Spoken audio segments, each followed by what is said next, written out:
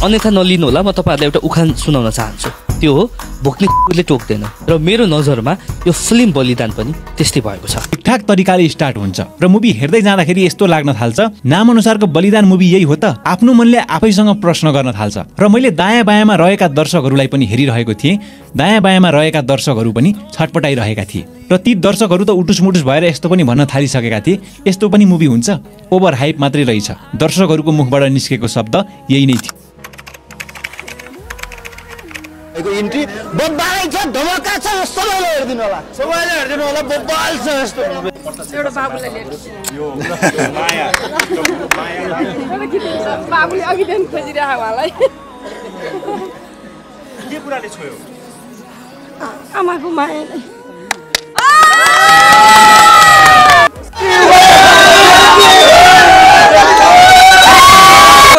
एकदम खतरा।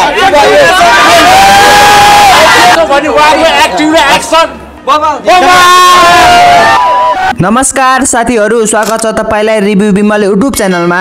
आज हामी बलिदान चलचित्रले केवल दर्शक मात्र होइन सम्पूर्ण नेपाली फिल्म उद्योगमा हलचल मचाइरहेको छ या छैन भनी कुरा गर्दै यस मुभीको जर्नी बारे पनि जानेछौँ। र यस मुभीको जर्नी बारे सायद तपाईले सोचेको भन्दा पनि रोचक हुन सक्छ। आउनुहोस् ढिला नगरी भिडियो सुरु गरौँ। आज भन्दा 2 वर्ष अगाडि 2080 साल 8 महिना 26 गतेका दिन बलिदान मुभीको फर्स्ट भिडियो आउँछ, जहाँ बलिदान फर्स्ट ल्यान्डिङ भनेर लेखिएको टाइटल हुन्छ। त्यो एउटा सानो झलक मात्र थियो, तर त्यसको एक्सन सिन जसमा रेल गाडी जलाएर सुट गरेको थियो र त्यसैले दर्शकहरूको मन जित्यो। त्यति बेला नै फिल्मको हाइप अत्यधिक थियो। 2 वर्ष अघि मात्र टिजरको चर्चा चल्न थालेको थियो र धेरै प्रतीक्षापछि समीर भट्टको बर्थडे दिन फेरि टिजर भनी एउटा ग्लिम्स रिलिज हुन्छ।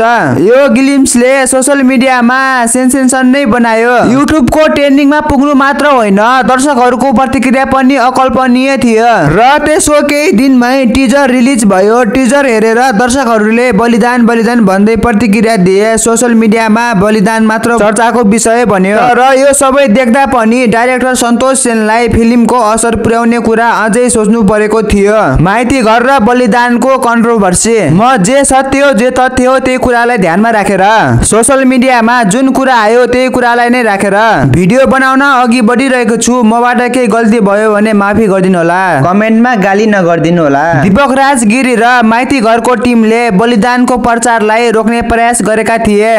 चुप, बिल्कुल चुप, हिम्मत कैसे हो तेरी मुंह खोलने।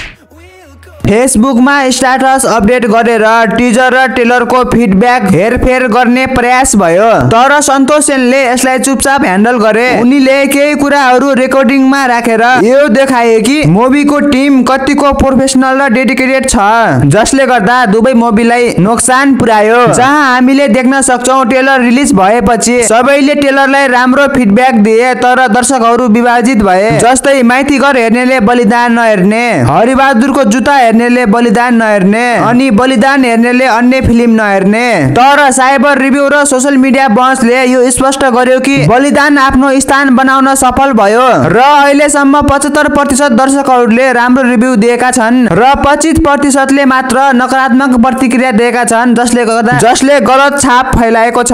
यो थियो केही बलिदानको कन्ट्रोभर्सीहरूको बारेमा। अब कुरा गरौँ यो मुभी बनाउन कतिको मेहनत लाग्यो। यो मुभीको बजेट 10 करोड प्लस छ। यस्तो एक्सन मुभी बनाउनु कुनै सजिलो कुरा चाहिँ पक्का पनि होइन। एउटा सिनको लागि 100 घर जलाउने दृश्य थियो। तपाई आफै सोच्नुहोस् यो कति खर्चिलो र कठिन छ भनेर। यो देखाउँछ कि बलिदान टिमले वास्तविक एक्सन र भिजुअल स्पेक्टिकल बनाउन कति मेहनत गरेका छन् भनेर। मुभीको एक्सनको कुरा गर्दा हलिउड स्तरको बनेको छ, तर के रिभ्युअरले 9 मिनेट प्लस भिडियो बनाएर मुभीलाई यसरी नेगेटिभ रिभ्यू गरेका छन् कि जबकि मुभी त्यस्तो दमदार छ। अनलेसिङ एक्सपेक्टेसन। बलिदानमा धेरै दर्शकहरूको उच्च एक्सपेक्टेसन थियो र फिल्म मेकरले अडियन्सलाई डिसपोइन्ट नगरी फिल्म राम्रो डेलिभरी गरे, तर कतिपयले हो यति नराम्रो रिभ्यू गरेका छन् कि कतै कतै लाग्न सक्छ यस मुभीलाई नेगेटिभ रिभ्यू गराउनमा कसैको हात त छैन। अहिले धेरै दर्शकहरूको मनमा यही कन्फ्युजन रहेको छ, तर जे जस्तो भए पनि बलिदान मुभीले यो देखाउँछ कि नेपाली फिल्म इन्डस्ट्रीमा हाई बजेट एक्सन मुभी बनाउनु कुनै सानो कुरा चाहिँ होइन। बलिदानले स्ट्यान्डर्ड सेट गरेको छ। बलिदान केवल एक फिल्म मात्र नभई यो त डेडिकेसनको मेहनत र प्रोफेसनल मुभी मेकिङको प्रतीक हो। यस मुभीले दर्शकहरूको मन जितेको छ र यस मुभीले यो देखाउँछ कि हाम्रो नेपाली फिल्म इन्डस्ट्रीमा पनि वर्ल्ड क्लास प्रोडक्सन सम्भव छ र मुभी रिलिज भएको एक हप्ता हुँदा पनि अल ओभर नेपाल हाउसफुल छ। र तपाईले बलिदान मुभी हेर्नु भयो कि भएन?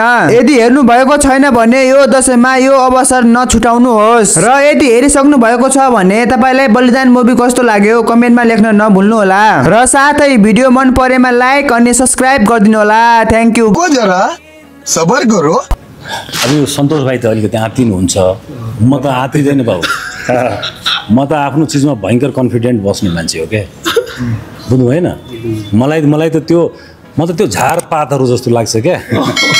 उनीहरूले आफूलाई ठुलो सोच्छ होला, मलाई त्यो झारपात जस्तो लाग्छ। तपाईँले मेरो